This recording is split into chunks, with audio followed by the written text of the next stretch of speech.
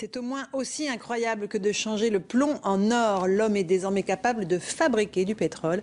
Des chercheurs français et espagnols ont trouvé la formule miracle en recyclant nos rejets de CO2. C'est une révolution énergétique et écologique qui est déjà en marche en Espagne, où se sont rendus Christine Chapelle et Jean-François Drouillet. Regardez leur reportage. Dans cette forêt de tubes est en train de naître le carburant de demain. On y reproduit en 48 heures ce que la nature a mis des dizaines de millions d'années à faire, fabriquer du pétrole. Ce sont des cultures de microalgues extrêmement concentrées. Dans un millilitre, pratiquement une goutte d'eau, on arrive à avoir 500 millions d'algues. Ce sont des algues de 2 à 4 microns. Pour nourrir ces végétaux, il faut de la lumière, bien sûr, c'est la photosynthèse, et du gaz carbonique, du CO2. Et c'est là qu'est le génie de l'histoire. Ce CO2, on le récupère directement via un pipeline de la cimenterie voisine. Gavé de gaz carbonique, les algues se multiplient. Ce super concentré végétal sera ensuite filtré pour en retirer l'eau et les oméga 3.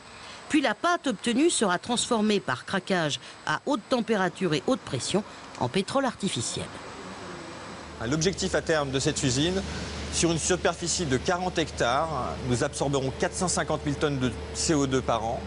Nous obtiendrons 230 000 barils de pétrole et à peu près 3 000 tonnes d'oméga 3 principalement.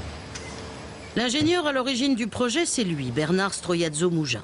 Sensibilisé il y a 5 ans aux effets des gaz à effet de serre, il se souvient alors que la recette du pétrole fossile, c'est l'interaction de gaz carbonique et de végétaux. Il contacte un chercheur de l'université d'Alicante, spécialisé dans les microalgues. Je lui ai montré mon schéma et je lui ai dit voilà mon idée. Et lui, immédiatement, sa réaction était mince, comment on n'y a pas pensé avant? Et ce pétrole artificiel, ce pétrole bleu, c'est la marque déposée, fonctionne comme un hydrocarbure classique. Démonstration. Quand on a démarré il y a 5 ans, personne n'y croyait.